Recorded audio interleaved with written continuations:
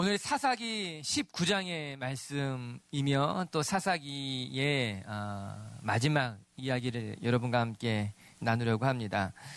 우리가 읽게 되는 사사기 19장은 21장까지 레위인과 그 첩에 대한 이야기로서 사사기의 마지막 스토리가 됩니다.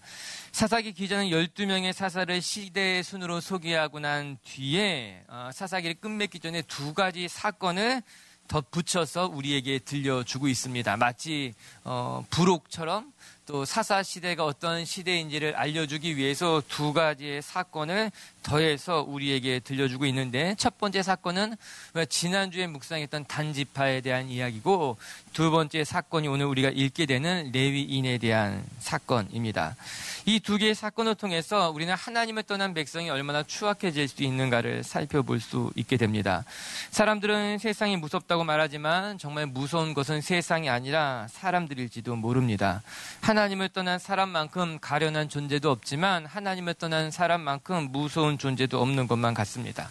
10길 물속은 알아도 한 길 사람 속을 모른다, 그런 말이 있는 것 같이 여러분, 사람이 참 귀하기도 하지만 또 사람이 참 악하기도 하다라고 하는 거예요. 그래서 우리는 늘 조심해야 되는 거예요. 세상 조심해야 되지만 또 사람 조심해야 되는 거예요. 더 나아가서 우리는 사람을 조심하듯이 내 자신도 악한 물에 들지 않도록 조심하는 것이 필요하다라고 하는 거예요. 우리 오늘 1절과 2절 말씀을 같이 한번 읽어보도록 하겠습니다. 시작. 왕이 없을 그때에 에브라임 산지 구석에 거류하는 어떤 레위 사람이 유다 베들레헴에서 첩을 맞이하였더니 그 첩이 행음하고 남편을 떠나 유다 베들레헴 그의 아버지의 집에 돌아가서 거기서 넉 달 동안 지내매 에브라임 산지에 레위인이 있었는데 그가 첩을 얻었다고 합니다. 그리고 그 첩이 행음을 하고 난 뒤에 자기 아버지 집, 곧 친정이겠죠, 그곳을 피신한 이야기를 그리고 있는 거예요. 사건의 발단이 낯설기도 하고 충격적이다 말할 수 있을 것만 같아요. 레위 사람인데, 제사장 지파인데 그가 첩을 얻었다는 것으로 오늘 사건은 그렇게 시작하고 있습니다. 그리고 그가 첩을 얻었을 뿐만 아니라 그 첩이 행음을 하고 난 다음에 자기의 집을 떠나왔다라고 하는 거예요. 그리고 그 집을 향한 이 첩을 찾기 위해서 이 레위 사람이 장인의 집을 찾아 나선 것이 오늘 이야기의 발단인 겁니다. 처음부터 그 당시 이스라엘의 죄악이 얼마나 관영했는지를 보여주고 있는 이야기죠. 이야기를 계속 읽어보면 차마 입에 담기조차 힘든 이야기가 펼쳐지게 됩니다. 이 레위 사람이 아내를 찾기 위해 장인의 집에 갔다가 며칠 묵고 나서 다시 고향으로 돌아가려고 집을 나선 것이에요. 당시에는 교통수단이 없었기 때문에 집까지 며칠 걸렸을 것이, 아니면 더 많은 시간이 걸렸을 것이 분명합니다. 그래서 그 첩과 함께 길에서 잘 수밖에 없는 형편에 처하게 됐는데, 그것을 본 기브온에 사는 어떤 노인이 그 레위인과 레위인의 첩을 자기 집으로 인도하게 됩니다. 길에서 자지 말고 우리 집에서 주무십시오. 손님을 맞이 드리게 된 거예요. 당시 기브온은 베냐민 지파에 속한 마을인 거죠. 그 노인이 레위인과 첩을 잘 대접하고 잠자리에 들려고 했는데 그 동네에 사는 비류, 즉 불량배들이 들이닥친 것입니다. 자기 마을에 낯선 사람들이 찾아온 것을 보고 그들을 내놓으라고 협박하기 시작한 거예요. 노인이 그 손님들을 내어줄 수 없으니 차라리 내 딸과 레위인의 첩을 내어주겠다, 그렇게 성경은 이야기합니다. 우리 사사기 19장 22절의 말씀 한번 같이 자막을 통해서 읽어볼까요? 시작. 마음을 즐겁게 할 때에 그 성읍의 불량배들이 그 집을 에워싸고 문을 두들기며 집 주인 노인에게 말하여 이르되 내 집에 들어온 사람을 끌어내라, 우리가 그와 관계하리라 하니 불량배들이 찾아와서 레위 남자를 내놓으라 이야기하고 있는 거예요. 우리가 그와 관계하겠다라고 하는 것입니다. 여러분, 무슨 상황인지 쉽게 이해가 됩니까? 불량배들은 남자였어요. 남자들인데 그 집에 찾아온 레위 남자들을 끄집어내서 내가 너와 상관할 것이니 나에게 내놓으라고 한 건, 우리가 이 상황이 어떤 상황인지 유추할 수 있게 되는 거예요. 그 불량배들이 무엇을 원한 것인지, 그 당시가 어떤 악행이 관영했었는지를 단적으로 보여주고 있는 장면인 거예요. 이 노인이 손님인 레위인 사람을 내어줄 수 없기에 내 딸과 이 첩을 내어주겠다 말한 거죠. 그래서 레위인은 위기에서 벗어났을지 모르지만 레위인의 첩이 밖에 나가서 있었던 불량배들에게 밤새도록 능욕을 당하게 되는 겁니다. 그리고 새벽이 되어서야 풀려났지만 그 여인은 살지 못하고 문 앞에 쓰러져 죽게 되었다라고 하는 것이죠. 참으로 입에 담기조차 힘든 사건이 성경에 기록되고 있는 거예요. 설교 시간에, 예배 시간에 좋은 것만 말하고 싶고 좋은 것만 보고 싶지만 세상은 그렇지 못한 거예요. 여러분, 이 성경은 이 사건을 가감없이 우리에게 보여주면서 하나님을 떠난 백성이 얼마나 추악해질 수 있는가에 대해서 잘 보여주고 있는 것만 같습니다. 여러분, 소돔과 고모라가 생각이 났어요. 실상 소돔과 고모라에서 이런 일들이 자주 유사하게 일어났기 때문에 오늘 이 말씀을 보면서 소돔과 고모라 땅이 아니냐 그런 생각을 하게 됐지만, 여러분, 그런데요, 소돔과 고모라는요 이방인의 땅이었지만 오늘 이 사건이 일어난 곳은 이방인의 땅이 아니라 이스라엘에서 하나님의 선택을 받았던 이스라엘 백성들에게서 일어난 사건이라고 하는 것이에요. 그래서 더 충격적인 일 아니겠습니까? 이방인들에게 일어난 사건이 아니라, 이방인 땅에서 일어난 사건이 아니라 하나님의 선택을 받았다고 하는 이스라엘 백성들이 참담한 일들을 하나님이 주신 땅에서 행했던 일이라고 하는 거예요. 여러분, 하나님을 떠난 백성은 이방인들과 크게 다를 바가 없습니다. 아니, 어쩌면 오히려 더 추하게 변할 수 있다는 것을 알아야만 해요. 그런데 오늘 이 사건이 여기서 끝난 것이 아닙니다. 아침에 동뜰 때 집 문을 열어보니 레위인의 첩이 문 앞에 엎드러져 죽은 것을 보고 이 레위인이 분노하게 됩니다. 그의 시체를 나귀에 싣고 자기의 고향으로 돌아와서 이 시체를 유기하게 되죠. 12덩이로 토막을 낸 다음에 12지파에 뿌리게 됩니다. 그리고 죽은 여인의 시체 한 토막을 받은 나머지 지파들이 크게 분노하게 되고, 이런 사건이 일어난 지파가 어디냐? 동네가 어디냐? 그곳이 베냐민이라 이야기를 듣고 베냐민 지파를 몰살시키기 위해서 무려 40만이라고 하는 대군을 모아서 베냐민 지파로 쳐들어가게 됩니다. 분노는 이성을 마비시킨다고 했는데 이 잔인한 사건에 분노한 이스라엘 사람들이 이성을 잃고 40만이나 되는 큰 용사를 데리고 베냐민과 전쟁을 벌이게 된 것이에요. 베냐민 지파의 용사가 많다 하여도 나머지 이스라엘 지파를 이길 수는 없었어요. 결국에 베냐민 지파가 참패를 당하게 되고 남자 600명만 남게 되었다고 성경은 이야기하게 됩니다. 남자 600명만 남게 되자 그제서야 이스라엘 사람들이 정신을 차리게 됩니다. 분노에서부터 잃었던 이성을 되찾고 보니 하나님이 정하신 12지파 가운데 하나의 지파가 몰살당하게 되었다는 것을 그제서야 깨닫게 된 거예요. 당시 이스라엘은 12개의 지파들이 함께했던 부족 공동체였기 때문에 하나의 지파가 사라진다라고 하는 것은 하나님의 축복을 잃어버리게 되는 것이고 하나님이 주신 땅마저 잃어버린 것이다라는 것을 깨닫기에 이들은 큰 위기감을 느끼게 되고 회의하게 된 겁니다. 그래서 그 회의의 결과가 무엇인가? 참으로 참담하게 됩니다. 베냐민을 상대로 전쟁에 참여하지 않았던 지파가 어디냐? 길르앗 야베스가 이 베냐민을 상대로 전쟁에 참여하지 않았기 때문에 그러면 베냐민 지파의 여인들을 붙잡아다가 베냐민 남자들에게 주겠다고 결정하게 됩니다. 그래서 나머지 지파들이 베냐민의 길르앗 야베스에 있는 모든 유부녀와 유부남을 다 죽이고 처녀만 남기게 합니다. 처녀 400명을 사로잡아서 베냐민 지파에게 넘겨주게 됩니다. 600명 가운데 400명이 여자를 얻었기 때문에 200명은 아직도 여자를 얻지 못한 것이잖아요. 이스라엘 지파가 무엇을 결정했는가? 베냐민 사람들에게 이야기하기를 실로에 가게 되면은 축제자가 되면 여자들이 나와서 춤을 추게 될 것인데 그때 너희들이 그 여자들을 잡아가면 우리가 모든 것을 눈 감아 주겠다고 이야기하게 됩니다.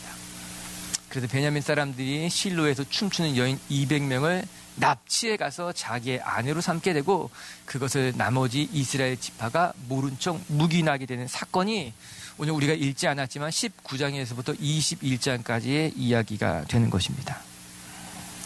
악이 악을 낳고 죄가 죄를 낳는 장면인 거예요. 이게 말이나 되는 사건입니까?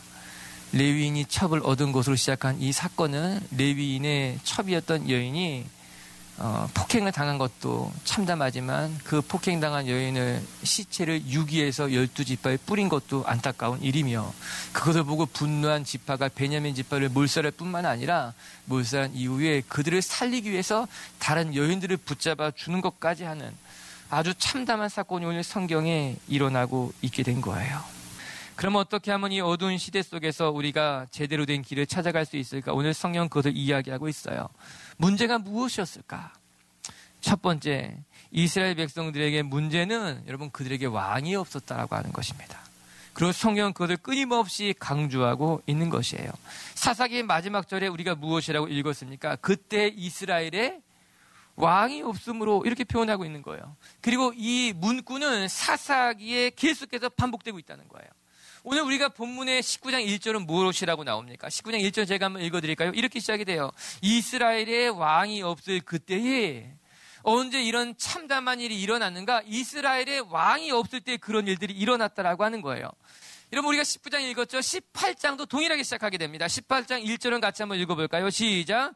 그때 이스라엘에 왕이 없었고 단지파는 그때 거주할 기업의 땅을 구하는 중이었으니 이는 그들이 이스라엘 지파 중에서 그때까지 기업을 분배받지 못하였습니다. 18장 1절도 동일하게 이 사건이 언제 일어났는가? 이스라엘에 왕이 없을 때 일어났다라고 이야기하고 있는 거예요. 아니 사사기 곳곳에 동일한 문구가 반복되고 있는 거예요. 이스라엘의 문제가 무엇이었는가? 그때 왕이 없었다라고 하는 것이에요. 이는 가만히 말씀을 들여다보면 아마도 사사 시대에서 왕정 시대로 넘어가는 과도기라고 하는 것을 설명해 주고 있는 이야기이기도 하지만 또 한편으로는 이스라엘의 영적인 문제가 무엇인지를 보여주고 있는 말씀이기도 하다라고 하는 거예요. 즉 이스라엘에게 왕이 없었다라고 하는 것은 눈에 보이는 왕이 없다는 것을 이야기하는 것과 동시에 이스라엘이 하나님을 왕으로 섬기지 않았다는 것을 말해주고 있는 거예요. 이스라엘 백성들이 지금까지는 하나님을 왕으로 모시고 하나님의 통치를 받고 살았지만 이제 그들이 더 이상 하나님을 왕으로 모시지 않았다는 겁니다. 여호수아 시대까지, 즉 사사 시대가 시작되기 전까지 이스라엘은 하나님을 그들의 왕으로 믿고 왕으로 모신 신정일치의 사회를 만들어가고 있었어요. 어땠는가? 이런 광야를 지날 때 하나님의 불기둥과 구름기둥으로 그들을 친히 인도하셨던 것을 우리가 말씀 통해 보았습니다. 이스라엘이 가나안 땅을 정복할 때도 하나님이 친히 요단강을 가르셨어요. 하나님의 친히 여리고성을 무너뜨렸다라고 하는 거예요. 즉 하나님이 그들의 통치자가 되셨다는 거예요. 전쟁에 앞서 나가셨으며 모든 재판은 하나님의 말씀에 따라 이루어졌으며 이스라엘 백성들은 하나님을 그들의 왕으로 모시고 살았다라고 하는 거예요. 그러나 사사시대가 시작되자 그들은 눈에 보이지 않는 하나님을 믿고 따르기보다는 눈에 보이는 사람을, 눈에 보이는 강력한 왕을 요구하기 시작했다라고 하는 것입니다. 그래서 이스라엘 백성은 더 이상 신앙을 붙잡지 않았어요. 하나님을 민족의 통치자로 받아들이지 않았어요. 그들에게 중요한 것은 하나님이 아니라 신앙이 아니라 각자 내가 믿는 건, 내가 따르는 건, 그것이 중요한 시대가 사사시대가 됐다라고 하는 거예요. 즉 이스라엘 백성들이 하나님을 왕으로 모시지 아니하고 하나님을 왕으로 섬기지 아니하고 그는 무법천지 시대로 변해갔다라고 하는 거예요. 저는 이번 성지답사에서 가이사라 빌립보를 방문했을 때가 생각이 났습니다. 가이사라 빌립보가 어떤 곳인가? 그것은 헤롯 대왕의 아들이었던 헤롯 빌립이 가이사랴, 즉 로마의 황제를 위해서 만든 도시가 가이사라 빌립보였어요. 자기 아버지 헤롯 대왕이 로마 황제를 위해서 지중해 변에 먼저 가이사랴라고 하는 도시를 짓게 됩니다. 그것을 지켜보았던 헤롯 대왕의 아들 헤롯 빌립이 자기가 분봉왕이 되자 나도 아버지처럼 가이사랴 로마 황제를 위해서 도시를 건설할 계획을 하게 됩니다.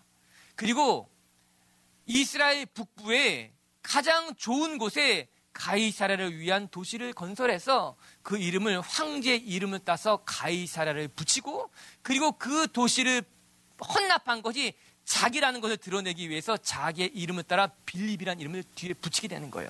그것이 이스라엘 북쪽에 있는 가이사랴 빌립보란 도시가 되는 것이었어요. 그래서 당시 가이사랴 빌립보는 이스라엘 경내 가장 화려한 도시가 되었어요. 그곳에는 로마의 신전인 제우스 신전과 함께 로마 황제의 신상이 가득한 도시였어요. 뿐만 아니라 로마가 이스라엘을 통치하기 전에는 헬라 시대였죠. 그렇죠? 그리스가 그 지역을 통치했기 때문에 그 땅에는 로마의 신전도 가득했던 곳이었어요. 우리가 본 것처럼 바니아스 신전이라든가 여러 가지 신전이 가이사라 빌립보에는 가득했던 곳이 그 가이사라 빌립보였습니다. 가이사라 빌립보는 가는 곳마다 화려한 신전과 우상이 가득했고 뿐만 아니라 당시 로마 황제에게 바쳐진 도시였기 때문에 최첨단의 문명이 들어선 곳이었죠. 예수님은 제자들과 함께 이 가이사라 빌립보에 이르게 되자 화려한 신전들과 우상들 속에서 그것을 바라보며 제자들에게 이렇게 물었습니다. 사람들이 나를 누구라 하더냐? 물어본 거예요. 그러자 제자들은 이렇게 반응하게 됩니다. 어떤 이들은 예수님을 가리켜서 모세라고 말하고 어떤 사람은 엘리야라고 말하고 또 다른 사람들은 예레미야와 같은 선지자라고 합니다. 이것이 제자들의 대답이었어요. 바로 그때 예수님이 베드로를 바라보며 물으셨습니다. 베드로야, 그러면 너는 나를 누구라 하느냐? 바로 이때 베드로의 유명한 대답이 뒤따르게 됩니다. 마태복음 16장 16절이에요. 자막을 통해 읽어봐요. 시작. 시몬 베드로가 대답하여 이르되 주는 그리스도시요 살아계신 하나님의 아들이시니이다. 예수님의 마음이 흡족하셨습니다. 그리고 베드로를 칭찬해 주십니다. 마태복음 16장 17절이에요. 이렇게 나오죠. 시작. 예수께서 대답하여 이르시되 바요나 시몬아 내가 복이 있도다. 이를 내게 알게 하니는 혈육이 아니요 하늘에 계신 내 아버지시라. 예수님의 마음이 좋았던 겁니다. 우상과 신전이 가득한 가이사라 빌립보 그 한가운데서 예수님이 제자들에게 물어본 거예요. 이 우상이 가득한 도시에서 너희들은 나를 주요 그리스도라고 부를 수 있겠느냐 물어본 거예요. 이 우상이 너희들의 주인이 아니라 로마의 황제가 너희들의 주인이 아니라 여기 화려한 이 도시가 너희의 주인이 아니라 너희 앞에 있는 예수 그리스도가 너희의 주인이라고 너희가 고백할 수 있느냐 물어본 것이었고 베드로는 예수님의 마음에 합한 대답 맞습니다. 이 세상 속에 예수님 당신만이 그리스도시요 예수님 당신만이 이 땅을 구원할 메시아라고 고백한 것 아니겠습니까? 그래서 예수님이 칭찬하신 거예요. 이것을 알게 한 것은 하나님이구나 라고 말입니다. 어쩌면 오늘도 예수님에게 우리에게 묻고 계신지 모릅니다.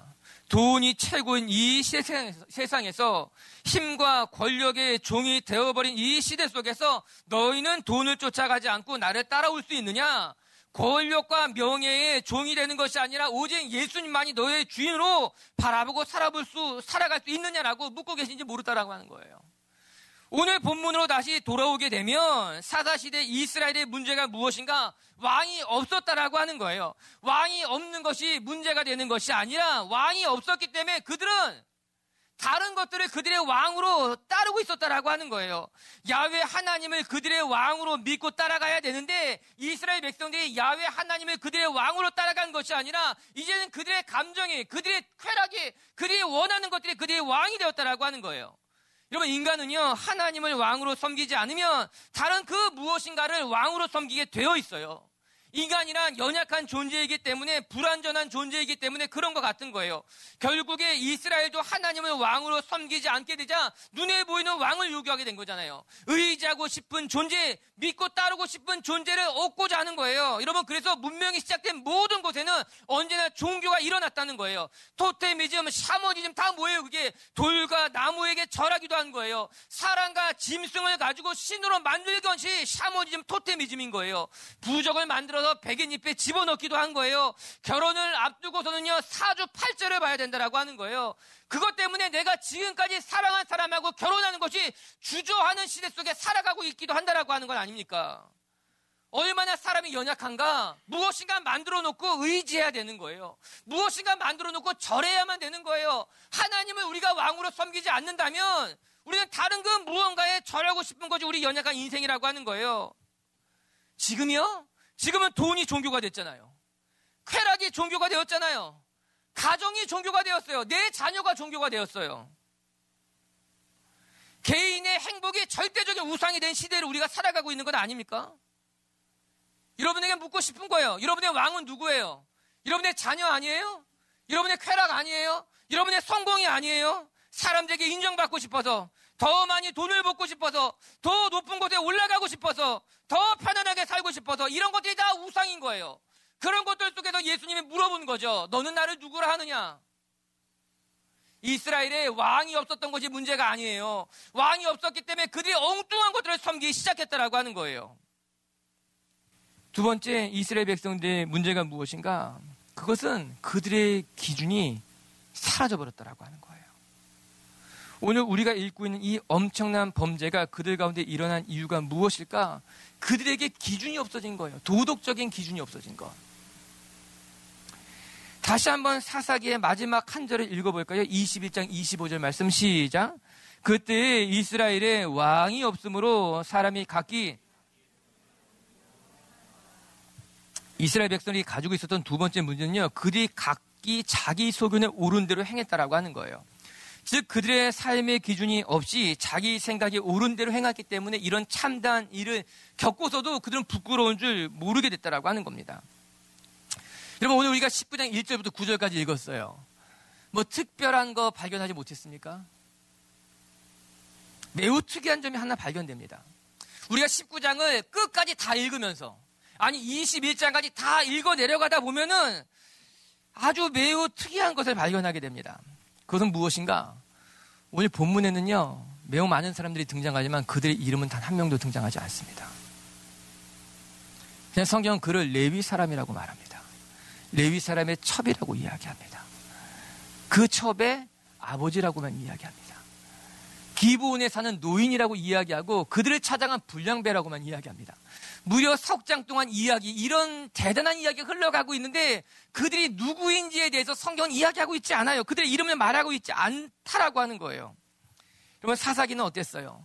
우리가 사사기를 묵상하면요, 사사기는 철저히 그 이름을 기록하고 있어요. 사사 첫 번째 온니엘로부터 시작해서 에욱과 삼잘과 드보라와 그를 도왔던 바락과 기드온과 마지막에 사사 이름은 삼손까지 성경은 이스라엘의 역사상 하나님이 사용한 사람들의 이름을 기록하면서 그들을 기억하라고 이야기하고 있다는 거죠.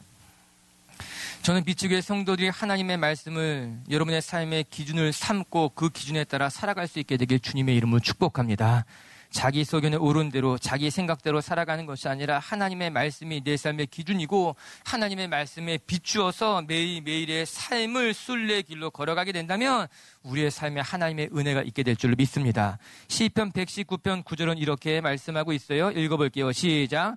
청년이 무엇으로 그의 행실을 깨끗하게 하리까? 주의 말씀만 지킬 따름이니라. 이게 청년에만 해당되는 말씀이 아니라 우리 모두에게 해당되는 말씀이라고 하는 거예요. 여러분, 이 말씀이 개역 한글엔 이렇게 번역하고 있어요. 개역 한글도 읽어볼게요. 시작. 청년이 무엇으로 그 행실을 깨끗하게 하리까? 주의 말씀을 따라 삼갈 것인다. 이렇게 번역해 놓고 있더라고요. 우리가 어떻게 살아갈 수 있는가? 주의 말씀에 따라서 우리의 삶을 삼가하는 것, 우리의 삶을 주의 말씀에 따라 어거해서 살아가는 것이 우리를 지키는 일이라고 하는 거예요. 할렐루야. 그런데 놀라운 것은요, 하나님의 말씀을 기준으로 삼을 때에 그 말씀이 우리의 삶의 울타리가 되어준다는 것입니다. 전 이 사실을 믿습니다. 하나님의 말씀을 우리의 삶의 기준으로 삼고 살아가게 되면 그 말씀이 우리의 삶을 지키는 울타리가 되어주는 거예요. 처음에는 내가 말씀을 지키고 살았지만 나중에는 말씀이 나를 지켜주는 것을 경험하게 되는 거예요. 처음에는 내가 말씀을 붙들었지만 나중에는 말씀이 내 삶을 견고하게 붙드는 것을 경험하게 되는 거예요. 그 말씀이 우리의 삶의 울타리가 되는 거죠. 우리를 지키는 보호막이 된다라고 하는 거예요. 그래서 하나님 우리에게 말씀을 주신 거예요. 말씀을 지키면 그 말씀이 너의 삶의 울타리가 될 것이니 하나님은 우리가 말씀을 통해 안전하기를 원하셨던 거죠. 우리가 말씀을 지켜가는 것을 통해서 우리를 안전하게 지키는 것이 하나님의 원래 디자인이었다라고 하는 거예요. 사랑하는 성도 여러분, 언제 안전한가? 내가 하고 싶은 건 내가 원하는 대로 가는 것이 안전한 것이 아니라 우리가 말씀을 지키며 살아갈 때, 말씀으로 우리의 삶을 지킬 때 우리에게 가장 안전하게 될 줄로 믿습니다. 여러분이 여러분을 지키는 것이 아니라 여러분이 말씀을 지킬 때 말씀이 여러분을 지키는 거예요. 아멘. 오늘도 그렇게 여러분의 삶에 하나님의 은혜가 있어서 하나님의 능력으로 하나님이 준 복을 누려가는 분들이 되길 주님의 이름으로 축복합니다. 말씀을 정리하십시다. 오늘 사사기는 사사시대 때 가장 참혹한 이야기를 통해서 우리에게 귀한 교훈을 전해주고 있는 거예요. 좋은 것만 보고 싶고 좋은 것만 듣고 싶지만 세상은 그렇지 못하다는 거죠. 이 악한 시대에서 우리가 어떻게 우리의 믿음을 지키며 살아갈 수 있는가 이야기하고 있는 거예요.